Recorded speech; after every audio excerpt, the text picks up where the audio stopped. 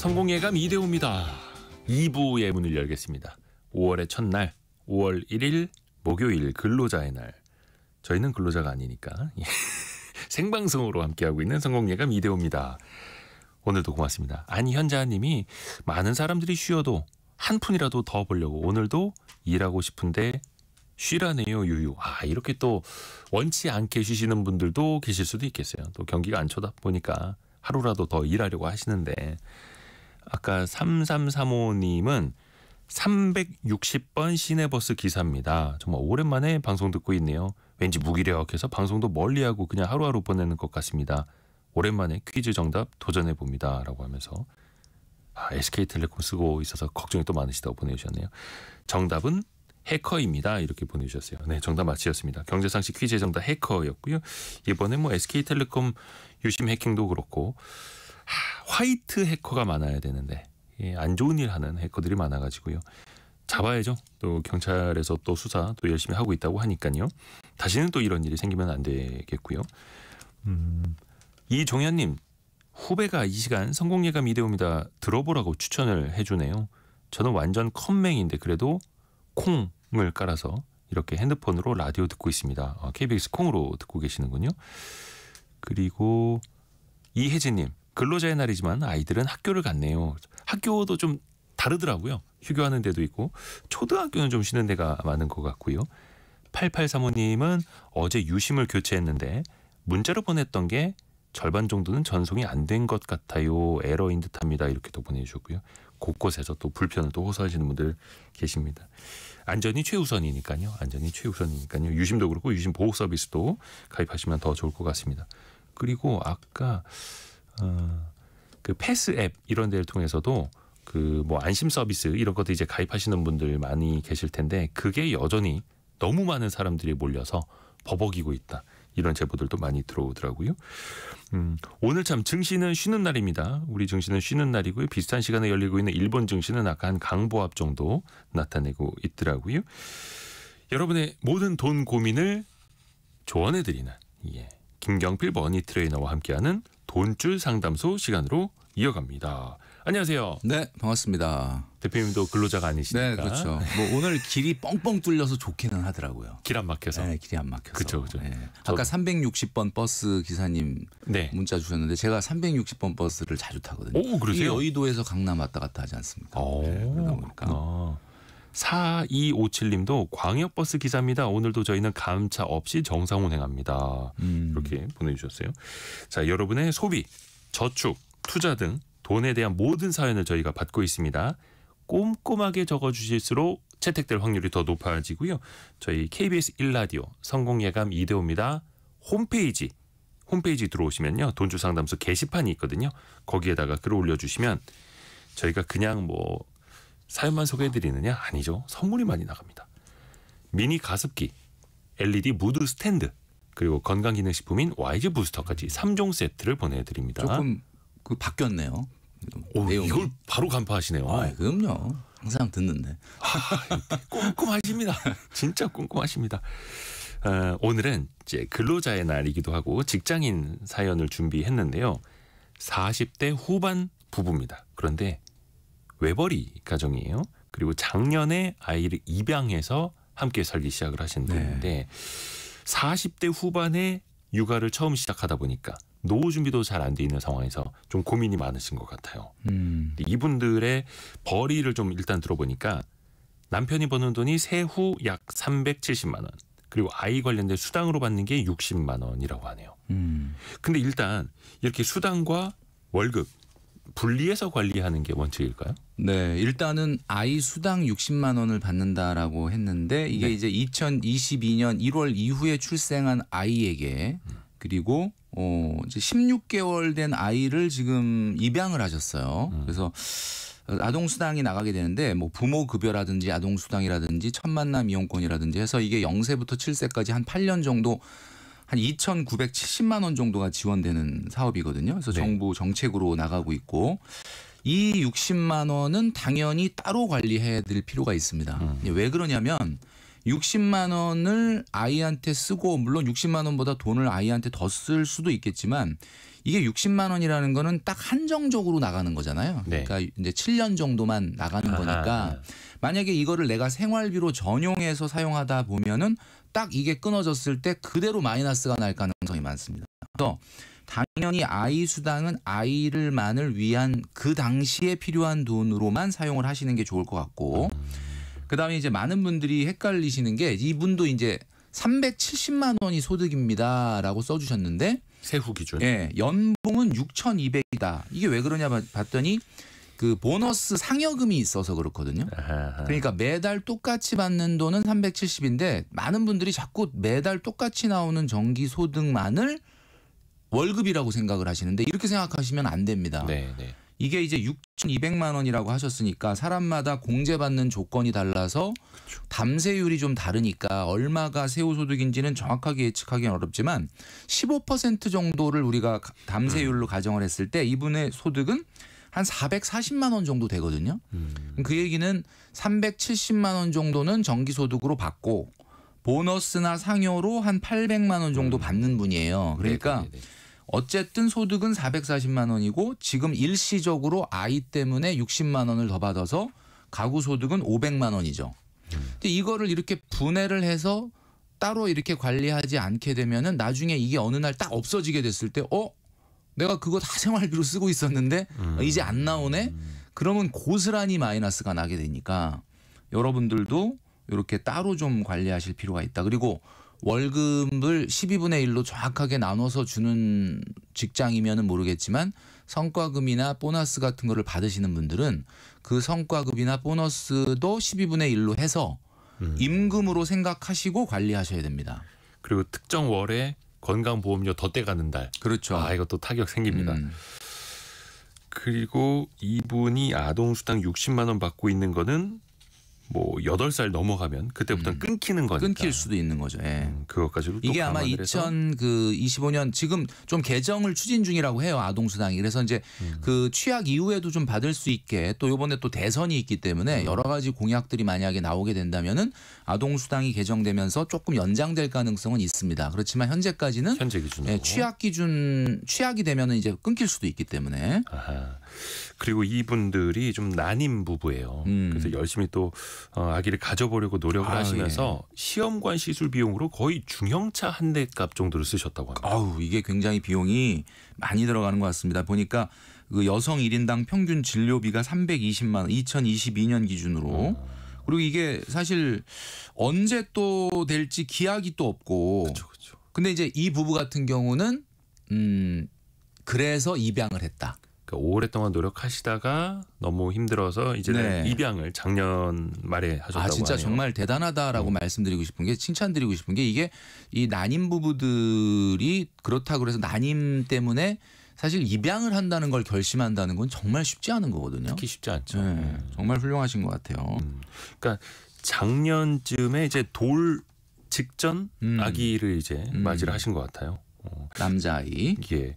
근데 참 비슷한 고민하시는 분들이 또 은근히 많습니다. 우리 그렇죠. 주변에도. 근데 이런 진료비를 또 어떻게 준비를 해 놔야 될까요? 이게 적은 돈이 아니어서 물론 이제 나라에서 지원도 되긴 합니다. 일부 그 국가에서 지원되는 부분이 있지만 네. 이게 워낙 근데 사실 이런 일을 대비해서 돈을 따로 모으기는 사실은 쉽지는 그렇죠. 않습니다. 예. 예, 이거는 뭐 세상에 우리가 어떤 가능성을 있을지를 다 우리가 봐서 그걸 따로 돈 관리를 한다는 게 어렵죠. 진짜 어렵거든요. 근데 네. 이분 같은 경우는 앞으로 내가 이렇게 난임 관련해서 시험관 시술을 앞으로 더 할 거야라고 마음을 먹는다면 그 명목으로 당연히 돈을 조금 모으시면은 도움이 되겠죠. 네. 그러나 이제 제가 추측컨대 이제 입양을 하셨기 때문에 당분간은 아이 육아 때문에 좀 쉽지 않고 그리고 이제 40대 후반이라고 하셨거든요. 네. 물론 그 아내분은 뭐 40대 후반인지는 정확하게 우리가 얘기를 안 해주셨지만 그래도 나이로 봤을 때는 이게 조금 점점 사실 쉽지는 않을 것 같아서 네.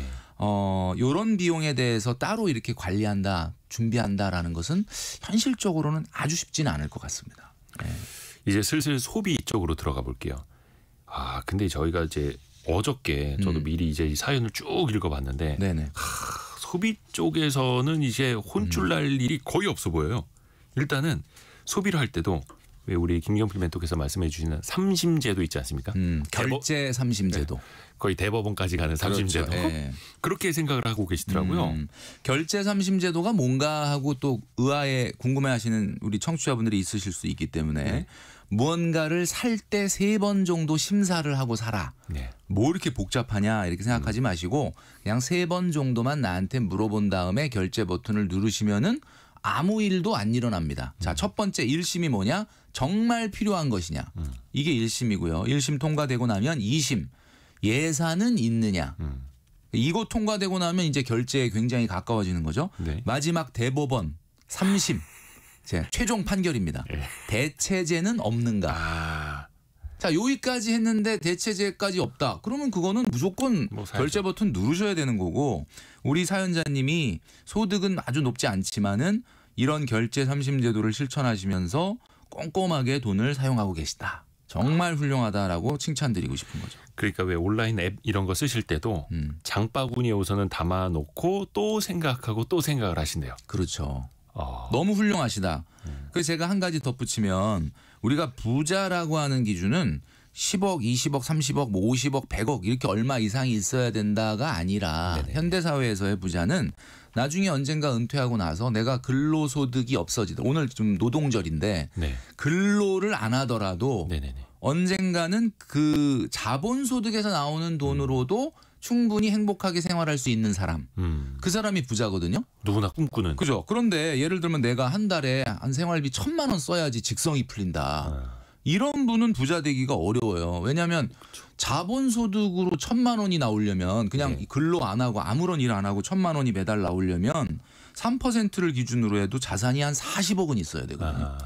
근데 내가 한 달에 한 200만 원만 있어도 난 너무 행복하게 잘 지낸다. 이분은 부자 될 확률이 높은 게 8억만 모아두시면 된다는 거죠. 그러니까 이런 개념으로 부자라는 개념을 뭐 몇십억 이상 있어야 된다라는 개념이 아니라고 생각하신다면 지금 우리 사연자님도 고민이 노후 준비인데 네. 이런 개념으로 준비를 하신다 그러면은 부자에 가까워질 수가 있다라는 거죠. 근데 이분들이 전체적인 그 소비 규모가 큰 거는 아닌데요. 적어주신 거 보니까 한 달에 적으면 230만 원, 많을 땐 460만 원까지 이게 최소 지출과 최대 지출이 거의 2배 가까이 차이가 나요. 청취자 여러분들도 이 방송 들으시면서 본인의 상황하고 이렇게 빗대어서 많이 생각을 해보실 텐데 네.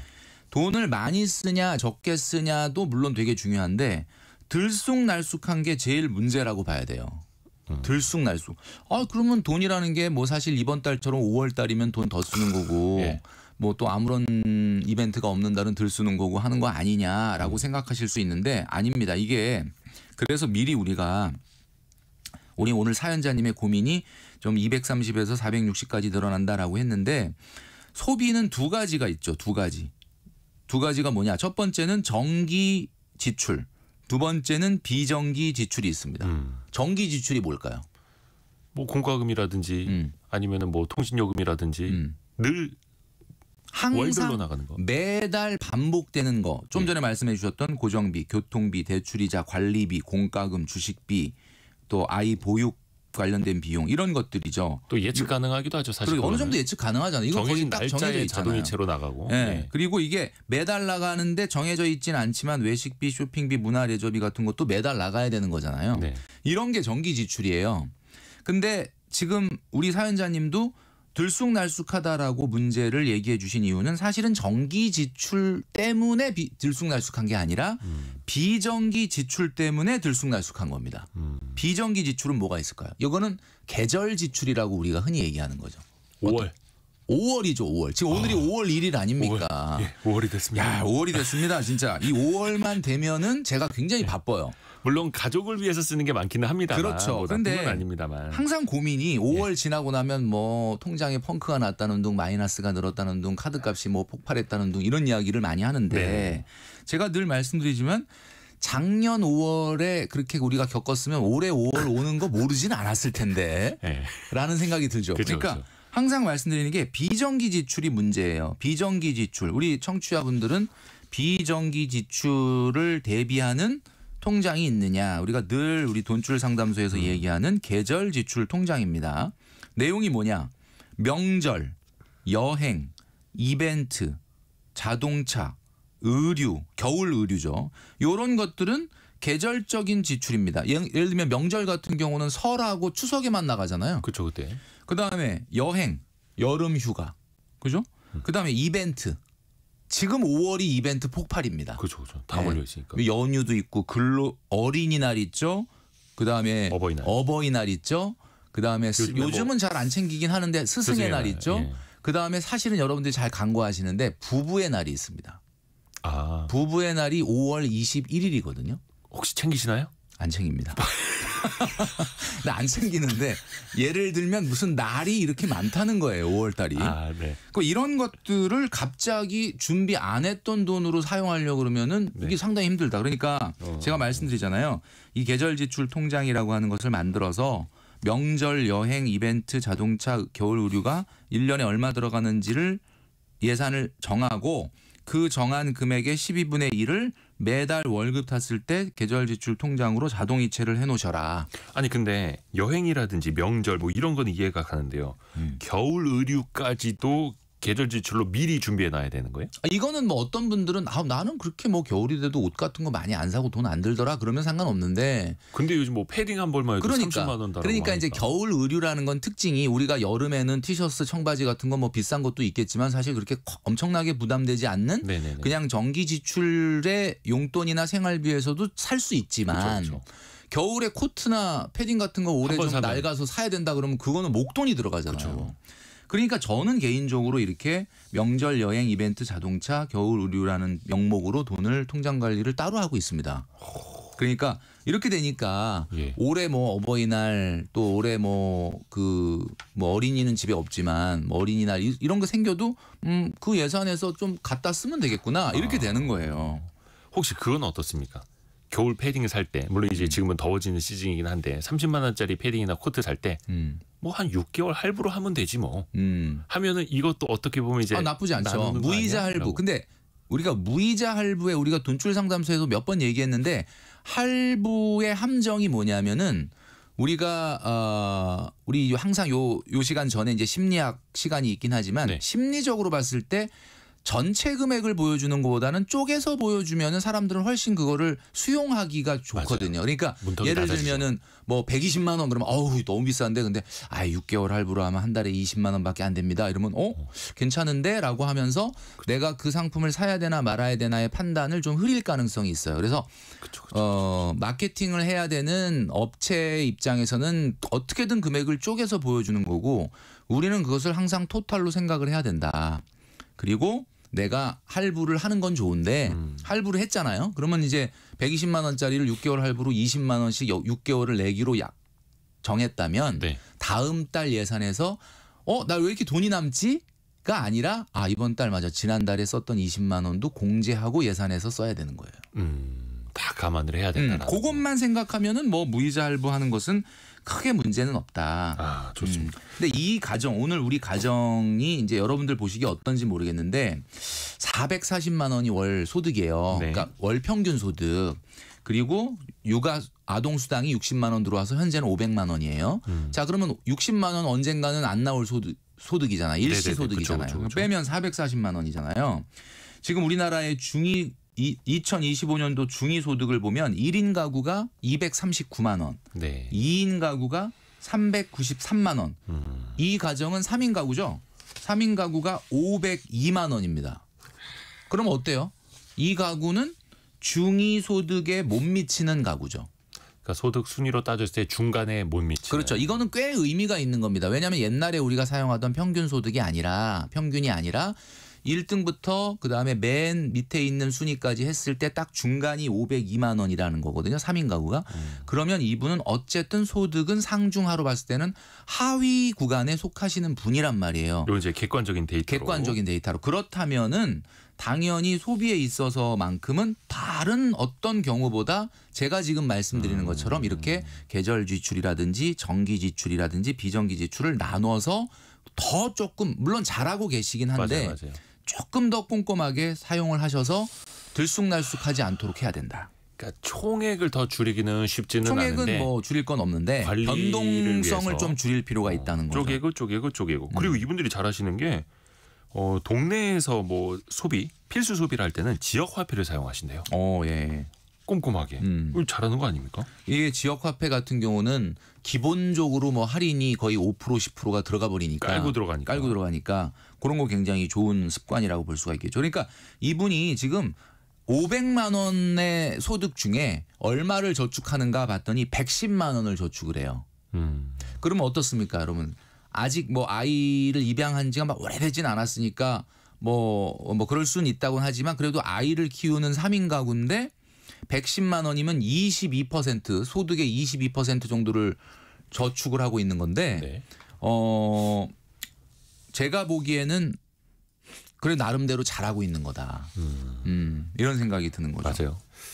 식비도 제가 봤을 땐 많이 안 드는 것 같아요. 일단은 그냥 순수한 식비가 100만 원 3인 가구 그리고 외식비가 40만 원 합쳐서 한 달에 140만 원이면은 이거는 3인 가구 치고 많은 건 아니지 않나요? 그렇죠. 140만 원이면 지금 전체 항상 그 퍼센테이지를 우리가 봐야 된다고 그랬는데 네. 기본적으로 소득 대비 28% 수준입니다. 3인 가구가 소득 대비 28%를 식비로 사용한다. 그러면 뭐 아주 낮다라고 보기는 어렵지만 그렇다고 엄청 높다고 보기는 어렵기 때문에 이 수준을 유지하시는 것은 굉장히 바람직하다. 다만 이제 아이가 점점 커가다 보면은 식비가 기하급수적으로 늘 수 있기 때문에 지금부터 장보기, 외식, 배달 예산 같은 이런 것들을 따로 나눠서 사용하는 습관. 그리고 엄마가 그래도 어쨌든 육아 때문에 맞벌이를 하고 있지는 않은 상황이니까 집에서 되도록이면 직접 요리를 해서 가족의 식사를 준비하는 습관을 들이면 앞으로 식비가 소득 대비 갑자기 늘어날 일은 없을 것이다. 근데 오늘 그 사연 보내주신 분 이야기를 들어보니까 이제 아기를 입양을 하신 거잖아요. 네네. 근데 한 반년 정도 된 것 같기는 한데 아이가 오면서 지출도 그렇고 삶이 뭐 많이 달라질 수밖에 없죠. 그럼요. 그걸 또 많이 이제 좀 강조를 늘어나겠죠. 해주시더라고요. 그래서 외식비도 아이가 오고 주말에 좀 외출 이런 걸 좀 하다 보니까 외식비가 더 늘었다 이렇게 말씀을 또 하시더라고요. 일단은 육아가 시작이 되면 엄마가 체력적으로 힘들어요. 그럼요. 예, 그냥 남편 한 분만 챙겨서 이렇게 할 때보다 아이하고 그죠? 그렇죠. 옛날에 뭐 남편도 그런 말 있지 챙겨야 않습니까? 뭐 집안일도. 밥 갈래 아이 볼래 그러면 밥 가는 게 낫다 뭐 이런 얘기가 있는데 그만큼 아이 보는 것이 힘들죠. 어마어마하게 힘들다. 그러니까 그런데 체력이 소진되고 나면은 따로 이렇게 식사 준비를 또 엄마가 하기가 어려우니 자꾸 외식을 하게 되는 거죠. 어쩔 수 없어요. 그건 또. 어쩔 수 없는 부분이 있다고 봅니다. 또 육아 스트레스도 이제 풀어야 되는데. 그런 점을 감안해서 아까 140이 아주 크지 않다고 제가 말씀드린 거예요. 만약에 그게 아니고 다 큰 아이 3인 가구다 그러면은 뭐 조금 더 줄일 수도 있지 않을까 뭐 이런 얘기를 드릴 뻔했는데 사실 육아하고 있는 우리 청취자분들 중에 육아 중인 분들도 많이 있으실 텐데 예, 진짜 대한민국의 미래를 키우시는 겁니다. 예, 진짜 파이팅. 파이팅 하십시오. 그리고 아이 관련된 물품에 월 한 40만 원 정도 지출이 나간다고요. 예. 지금 한창 뭐 사야 될 게 많을 때긴 하죠, 그죠? 지금 아기가 한 16개월이라고 16개월. 했던가요? 저도 이제 뭐 너무 오래된 일이라 기억은 안 나는데 저도 그런 생각을 했던 것 같아요. 뭐 아이 카시트를 산다, 뭐 유모차를 산다 그럴 때마다 없는 살림에도 아이를 위한 거는 야 그래도 뭐 좀 좋은 거 좀 해야 되지 않냐. 그래도 첫째 또 하나 이러면 이게 그러니까 뭐 둘째는 항상 뭐 옷도 좀 이렇게 물려주고 그쵸. 뭐 쓰던 거 그 오빠가 형이 쓰던 거 하지만 첫째 때는 뭐 다 처음이니까 그런데 그쵸, 다 이분들은 또 아이를 오랫동안 기다리셨고 이런 상황에서 또 어렵게 아이를 입양하셨으니까 그런 마음이 당연히 이해가 되네요. 그렇죠. 근데 이제 아이 관련된 물품들은 중고로 구매하시는 게 좀 있다고 하네요. 너무 훌륭합니다. 그러니까 중고로 아마 이분들의 성향으로 봤을 때 중고로 구입을 한다라고 하는 걸 봐서는 이제 가끔 그런 분들도 있거든요. 아이 물품을 사주고 아이 옷을 사줄 때 너무 좀 과도하게 브랜드 비싼 걸 사주면서 뭔가 아이한테 더 좋은 거야라고는 말하지만 사실은 그게 자기 만족일 수는 있거든요. 아이는 그 브랜드를 몰라요. 아이는 몰라요. 그거. 영어도 못 읽어요. 물론 그게 조금 비싼 게 뭐 조금 더 좋은 기능이 있을 수는 있지만 네. 너무 또 과다한 그 럭셔리 아이 용품들을 자꾸 사게 되면 그것은 사실 아이보다는 내가 이런 거를 해줄 수 있어라는 자기 만족일 수 있기 때문에 근데 이분 같은 경우는 이렇게 중고 물품을 사용한다라는 거는 좋아요. 굉장히 제가 봤을 땐 이 부분에 대해서는 노코멘트 하겠습니다. 뭐 40만 원 뭐 쓴다라고 하는데 어느 순간 되면은 아마 이분은 그렇게 돈을 어느 정도 물품이 다 구비가 되면은 안 쓰지 않을까. 그렇죠. 사실 큰 돈 들어가는 건 뭐 유아차, 유모차, 카시트 이런 게 가장 큰 돈 그리고 들어가긴 이제 하는데. 아이 옷 같은 거 있지 않습니까? 이제 외출을 하다 보면은 날씨가 따뜻해져서 옷이 좀 많이 필요할 수도 있는데 아이는 정말 키워보신 분들은 아시겠지만 너무 빨리 크거든요. 빨리 자라요. 그래서 너무 비싼 거에 딱 맞는 옷은 몇 번 못 입히고 이렇게 못 쓰게 될 가능성이 있어요. 저희 아이들도 그 소매 한 2번 접어서 입히거든요. 근데 뭐 우리 이대호 기자님 같은 경우는 그래도 아이가 셋이라서. 셋이니까 네. 이게 물려 입고 이렇게 그쵸. 하면은 조금 괜찮을 수도 그렇죠. 있어요. 그렇죠. 저희는 이제 딸만 셋이어서 이제는 그럼 너무 좋네. 엄마랑 아이들이 또 옷을 같이 입어서 아주 세이브가 됩니다. 진짜 예. 훌륭합니다. 신순덕 님도 아이들 금방 자란다고 요즘 대여해 주는 거 많다고 빌려서 쓰는 것도 좋다고 말씀해 주셨네요. 예. 좋은 방법들이 많이 있습니다. 근데 최근에 아기가 좀 아팠나 봐요. 그래서 병원비가 한 번에 50만 원 정도 나갔다고 합니다. 예. 그러니까 그 보통 요맘때 아이들 그러니까 영아기라고 봐야 되겠죠. 3세 미만 요때 같은 경우는 실손보험료가 비쌉니다. 왜냐하면은 요때는 병원을 굉장히 많이 가거든요. 그래서 아이한테는 단독 실손보험을 가입을 시켜주시고요. 네. 단독 실손보험료가 변하는데 보통 우리 성인들 같은 경우는 나이를 한 해 한 해 먹으면 먹을수록 보험료가 비싸지지만 네. 이 영아기의 아이 같은 경우는 오히려 이제 아이가 5세 넘어가게 되면 오히려 보험료가 떨어집니다. 네. 왜냐하면 5세 미만 때 병원을 자주 가지만 그 이상이 되면 아이가 병원을 좀 덜 가거든요. 네. 그러다 이제 초등학교 고학년 넘어가면 그때 급격히 청소년기로 가면 또 보험료가 더 싸져요. 그랬다가 이제 나중에 나이를 먹게 되면 다시 비싸지는 이런 구조인데 어쨌든 아이 같은 경우는 실손보험이 있다 그러면은 병원비가 뭐 전액은 아니겠지만 일부를 또 우리가 보전을 받을 수가 있겠죠. 그렇죠. 근데 이제 어린아이들 같은 경우에는 실손보험을 꼭 들어야 하나라는 생각을 전 해본 적이 있거든요. 예를 들어서 꼭 이제 들어야 됩니다. 자기 부담금 같은 게 있다 보니까 한 10,000원짜리 실손보험을 들었어도 병원 한번 갔다 와서 한 15,000원 뭐 감기 같은 거 들었다. 그러면 자기 부담금 빼고 나면은 돌려받는 금액이 또 얼마 안 되는 그렇죠. 것처럼 이제 느껴지죠. 보통은 실손보험 같은 경우에 병원에 가서 자기 부담금을 빼고 또 약제비 같은 경우는 또 기본적으로 빼는 금액이 그렇죠. 있거든요. 그거 빼고 나면 뭐야 이거 뭐 몇천 원밖에 안 되네. 에이 귀찮아. 그러면 뭐 청구 안 하고 이렇게 될 수가 있는데 사실 그것 때문에 우리가 실손보험을 가입한다기보다는 병원에 갈 때 뭐 감기라든지 이런 것들 때문에 가는 경우도 있지만 네. 간혹 가다가 뭐 입원을 뭐 그런 일이 생기면 안 되겠지만 입원을 해야 되거나 아니면 또 뭐 수술해야 되거나 할 정도로 고액의 치료비가 나오게 되는 경우가 있을 수 있기 때문에 대비해서. 그런 경우를 대비해서는 실손보험이 뭐 영아기 때는 조금 상대적으로 비싸다고는 하지만 몇십만 원 하는 건 아니거든요. 그러니까 반드시 필요합니다. 그래서 실손보험은 아이는 꼭 가입을 시켜 주셔야 된다. 근데 이분들이 남편 보험료가 한 달에 한 12만 8천 원, 운전자 보험이 2만 8천 원 나가고 있는데 아내분의 보험이 하나도 없네요. 그러니까 이제 제가 늘 우리 돈줄 상담소에서 말씀드리는 거는 가구 소득의 한 3에서 5% 정도 이내로 보험료를 보장성 보험을 책정을 하셔라 이렇게 말씀드리고 가장 주 수입원인 경제 주체인 가장이 가장 큰 보장이 돼야 된다.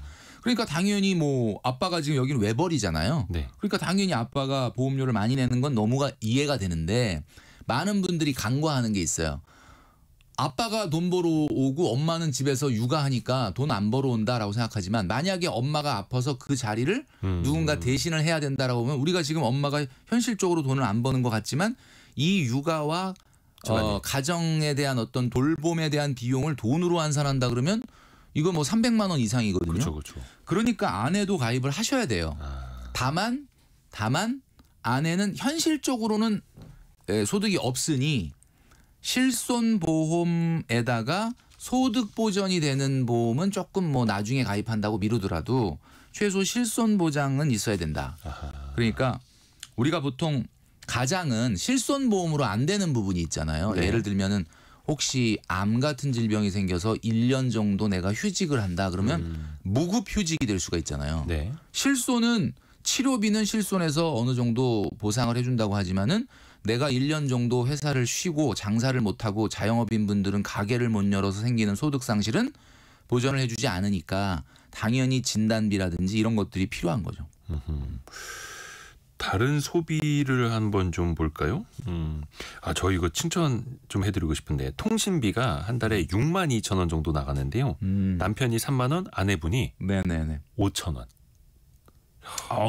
인터넷, TV 합쳐서 27,000원. 아내분이 어떻게 5,000원밖에 안 나오지? 야, 이거는 뭐 정말 아마 이거는 데이터 무제한 같은 요즘 다들 쓰는 그런 거 아닐 거고 알뜰폰 중에서도 제일 싼 요금제. 알뜰폰 요금에서도 데이터가 제한이 있는 그런 요금제인 것 같아요. 요즘 거의 뭐 청소년이 어린이 요금제도 10,000원이 넘는데. 그러니까요.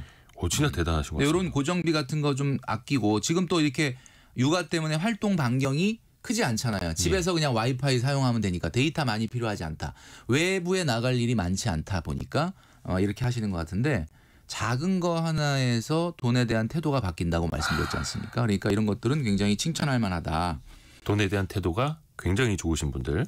그리고 생활비를 20만 원이라고 적어주셨는데요. 대부분 인터넷으로 주문하고 간단한 건 동네 이제 저가 몰 있지 않습니까? 네, 생활용품 판매하는 곳. 그곳만 이용하신다고도 하시네요. 요것도 괜찮은 소비이고요. 그렇죠? 그럼요. 굉장히 현재는 육아 때문에 이 가정이 원래 2인 가구일 때보다 3인 가구가 되면서 아까 아이 용품 같은 거 안 쓰던 돈이 갑자기 나가게 되니까 그런 것들을 조금 생활비에서 줄이기 위해서 이런 방법을 쓰시는 것 같아요. 너무 괜찮은 방법인 것 같습니다. 또 이분들이 이제 자동차가 한 대가 있는데 2015년에 구매한 차라고 합니다. 딱 10년 넘었어요. 소형 가솔린 SUV인데 18만 킬로미터 정도를 타셨다는 거예요. 그래서 한 2, 3년 전부터 고장이 나기 시작을 해서 수리비가 나오기 시작해요. 그래서 2, 3년 내로 좀 차를 좀 바꾸고 싶다라는 계획을 갖고 계시더라고요. 이분들의 성향으로 봤을 때 차를 바꾸는 게 차 질린다.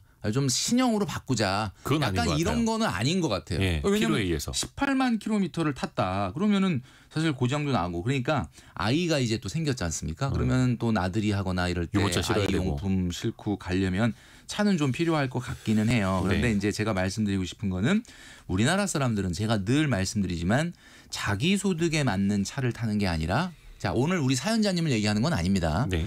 우리나라 사람들은 자기 소득에 한 3단계 위의 차를 타요. 제가 한 단계, 2단계면 내가 그냥 뭐 얘기 안 하려고 그랬는데 3단계 위의 차를 탄다. 지금 작년에 우리나라에서 가장 많이 팔린 차가 여기 지금 SUV를 얘기하셨는데 국내 그 기아 자동차의 뭐 소렌토라는 차라고 맞아요. 합니다. 그 차가 가장 많이 팔렸다고 하는데 요게 평균 유지비가 감가까지 얹으면 그러니까 감가 빼고 유지비는 뭐 7, 80인데 감가가 한 달에 40만 원씩 정도 신차 기준으로 되거든요. 이걸 얹으면은 월 평균 유지비가 120만 원 정도 든다는 거예요. 그러면 120만 원이면 만약에 한 300, 400 정도 소득인 사람이 소렌토 이 차를 딱 뽑게 되면 그날부로 월급이 280 되는 거거든요. 일단 3분의 1 이상이 자동차에 나가는. 그러니까 이제 아까도 말씀드렸던 것처럼 우리 이 오늘 사연자님의 가구가 3인 가구 기준으로는 중위소득보다 좀 밑에 있는 소득 그 구간이니까 차를 산다면 저는 경차를 뽑는 게 맞다라고 봅니다. 경차. 근데 이제 아이 때문에 경차가 좀 만약에 조금 너무 짐이 많다 그러면 그거보다 한 단계 위인 소형차 중에서 중고차로 구입을 하시면 좋겠다. 한 1, 2년 정도 탄 거. 갑자기 감가가 확 된 거 있거든요. 그런 것들 좀 이용하시는 게 이분 성향에는 맞을 것 같아요. 뭐 이게 무슨 내가 신차 타고 싶어서 바꾸겠다는 건 아니시니까. 그래서 과감하게 뭐 차 없는 생활을 해보는 것도 좋겠다라는 말씀을 드리고 싶지만 그거는 이제 아이가 있기 때문에 있어서. 조금 어려울 것 같고요. 보통 1인 가구, 2인 가구인데 소득 400만 원대다라고 한다면은 차 없는 생활을 광역시나 수도권 서울이라면 도전해 보는 것도 좋다. 출퇴근할 때는 그렇죠. 근데 이분들은 약간 좀 그 대중교통이 좀 불편한 곳에 살고 계셔서 좀 차를 좀 이용하시는 것 같은데요. 근데 이제 또 너무 다행인 거는 그 지금 아파트가 있는데 5억 6천 정도 된다고 합니다. 아, 집을 마련을 하셨어요. 집을 분양을 마련하셨어요. 받았- 근데 네. 근데 주담대로 1억 2,400 정도가 남아 있어요. 그러니까 아주 부담되는 수준은 아니고 아하. 지금 원리금으로 한 7, 80 정도 나간다라고 말씀하셨거든요. 네. 아니 근데 40대 후반에 아이를 키우면서 지금 일단 어쨌든 내 집 마련이 끝났다는 것 자체가 너무 다행이다. 물론 이제 원리금은 나지만 많은 분들이 아우 근데 40대 후반인데 아이 입양해서 언제 키워 이렇게 고민하실 이렇게 걱정하실 수도 있는데 그래도 내 집 마련은 끝났다는 것 자체가 너무 희망적이다. 그리고 대출도 그렇게 아주 많은 편은 아니고 그리고 정책 대출이죠. 보금자리론 쓰고 그러면 계셔서 이자율이 또 낮으니까 1.98% 아우, 이자율. 네. 뭐 다행입니다. 이 부분에 대해서는 좀 고민이 음. 없을 수밖에 없는. 그러니까 1.98% 정도면 내가 다른 데 돈 쓰고 뭐 허투루 돈을 쓰는 분들이야 그냥 빨리 갚는 게 돈 버는 거다라고 말씀드릴 수 있지만 이분들처럼 이 원리금 내는 거 말고도 포함해서 한 110만 원 그러니까 원리금에 들어가는 거 말고도 한 5, 60, 2, 3 이렇게 저축을 하시는 분들 같은 경우는 굳이 강박적으로 이런 대출을 빨리 갚을 필요는 없어요. 왜냐하면 금리가 낮으니까. 그러니까 여기는 원리금으로 어차피 의무적으로 납입해야 되는 원금 빼고 나머지는 조금 따로 저축을 해서 목돈을 만드시는 게 맞지 않을까라는 생각을 합니다. 그래서 20년 만기로 보금자리론을 받으셔가지고 한 60대 한 초반이나 중반쯤 되면은 다 갚으실 수 있는 네네. 그런 정도이기도 하고요. 어쨌든 우리 가정은 지금 그 남편분을 기준으로 했을 때 40대 후반이라고 그러셨잖아요. 네네. 70까지는 일하셔야 돼요. 아니 뭐 네. 요즘 다들 뭐 네, 그렇게들 70까지. 하시니까. 왜냐하면 지금 아이가 예. 이제 뭐 어떻게 보면 우리나라 나이로 2살인 거잖아요. 그러니까 40대 후반에 입양을 하셨으니 그러니까. 그죠. 아이가 성인이 되려면 60대 후반이 되는 60대 부부들. 후반이고 결국 70까지는 일을 하셔야 된다라는 거고 물론 뭐 청취자분들 중에는 뭐 일단 직장 다니는 분들 같은 경우 60세면 정년이고 나는 이제 쉴 거다 뭐 놀아야지 이렇게 생각하시는 분도 있겠지만은 그 이후에 제2의 인생 제2 인생 그렇죠. 2막이 좀 필요하다. 그럼요. 그리고 아까 그 자동차 바꾸는 이야기 때 많이 보내주셨는데 3079님 저는 97년에 산 소나타 33만 킬로 되었네요. 조연우님은 조금 있으면 박물관에 기증해도 될 것 같습니다. 조연우님은 저는 46만 킬로 타고 있습니다. 소나타 고장이 나야 바꿀 역시 건데요. 우리 성공예감 청취자분들 중에는 참 이렇게 정말 알뜰하신 분들이 굉장히 많은 것 같습니다. 그 얼마 전에 현대차에서 그 전기차 처음 나온 모델을 어떤 분이 거의 한 100만 킬로를 타셨다는 거예요. 장거리 출퇴근을 하면서. 근데 단기간에 나온 지 얼마 안 된 자동차를 그렇게 전기차를 오래 타신 분들이 없거든요. 그래서 이거는 연구를 해봐야 된다라고 해서 아예 새 차로 바꿔드렸대요. 그 저희가 좀 연구를 해보겠습니다. 그 100만 킬로 탄 차를 좀 연구 목적으로 기증해달라. 대신에 새 차를 드리겠다. 이야, 그런 정말, 경우도 있더라고요. 정말 이렇게 복권 정말 아닙니까? 좋은 일이 생기는군요. 근데 이렇게 차를 오랫동안 타시는 분들도 많습니다. 그래서 네네. 옛날에는 자동차 10년 타기 운동 이런 거 있었거든요. 근데 이제는 성능들이 좋아져서 맞아요. 10년 타도 뭐 쌩쌩하기도 관리 하고요. 잘하면. 이분들의 그 노후 준비가 조금 이제 걱정이기는 해요. 그러니까 연금 저축 퇴직연금 합쳐서 3천만 원 정도 있는데 좀 부족하긴 하죠. 뭐 이제 사실 우리가 공적연금인 국민연금 그리고 퇴직연금 이 두 개가 직장 생활하시는 분들한테는 양대 노후 준비의 어떤 양대 산맥이고 거기에 하나 더 들어가는 것이 이제 말씀드렸던 것처럼 자신의 집을 나중에 1가구 1주택이라도 뭐 임대를 하고 본인들이 조금 더 외곽으로 나간다면 거기서 차액만큼 임대소득이 나올 수 있다 말씀드렸고 아니면 나이가 70세 이후 조금 더 은퇴에 가까워졌을 때 네. 55세 이후부터 가능하지만 주택연금도 있을 수 있다. 근데 그거 가지고 좀 부족하니까 뭔가 제가 좀 전에 말씀드렸던 것처럼 세컨잡을 통해서 근로소득의 기간을 좀 늘리는 게 중요하다 이렇게 말씀드렸는데 그렇죠. 이분 같은 경우는 뭐 정말로 뭐 본인이 원하든 원하지 않든 70까지는 일을 해야 되는 지금 상황이기 때문에 이분들의 노후 준비는 결국은 사회활동 기간을 연장하는 거에서 승부를 봐야 된다. 또 건강해야 되고. 그리고 건강 관리. 그리고 나중에 육아가 어느 정도 아이가 조금 크고 나면 뭐 그 아내분도 네. 뭐 과거에 어떤 경력이셨는지는 모르겠지만은 또 맞벌이 하실 수 있고. 같이 어쨌든 사회 활동을 통해서 큰 소득이 아니라 하더라도 같이 사회 활동을 할 수 있는 이런 방법으로 준비를 하시는 게 좋을 것 같고 현실적으로 지금 소득에서 막 어마어마한 저축을 하기는 좀 어렵거든요. 그렇기 때문에 소득을 끌어올리는 쪽으로 노후 준비 방향을 잡으시는 게 맞을 것 같습니다. 김지민 님도 12년 동안 애가 안 생겼다가 아이가 왔습니다. 육아가 고되지만 아이가 주는 행복함이 훨씬 더 큽니다. 저도 애가 5살에 45인데 저도 오, 70까지는 일해야겠군요. 그렇죠. 그러니까 우리가 사람이 이제 모르고 당하는 게 굉장히 힘든 거잖아요. 아, 나는 70까지 건강할 거야. 건강하게 일할 거야. 라고 이렇게 각오를 하고 이런 어떤 의지를 갖는 것 자체가 굉장히 저는 중요하다고 보거든요. 그러니까 나 60까지 일하려고 했는데 갑자기 60 이후에도 일할 상황이 생겼네? 라고 이렇게 하는 것보다는. 그렇죠. 아까 우리가 그 심리적 시간, 심리적 거리에 대해서 배웠습니다만 한 80까지 일해야지라고 생각하다가 70에 은퇴해도 되겠네라고 하면 또 이제 굉장히 행복해지는 거죠. 근데 내가 나 60까지만 일할 거야 하다가 70까지 일하게 되면 힘들어지는 겁니다. 아까 그 자동차 키로수 아까 47만 키로까지 저희가 사연을 봤는데 이거 뭐 배틀인가요? 9612님 28년 동안 60만 키로 타고 폐차했어요라고. 요거 60만 키로인데 굴러가는 게 참 신기합니다. 대한민국의 역시. 자동차 기술력이 훌륭합니다. 오늘 또 많은 분들 함께해 주셔서 너무나 감사드리고요. 우리 사연 보내주신 분께는 3종 세트 선물도 함께 갑니다. 그리고 김경필 머니트레이너 함께했습니다. 고맙습니다. 네, 감사합니다. 라디오 정보센터 다녀옵니다.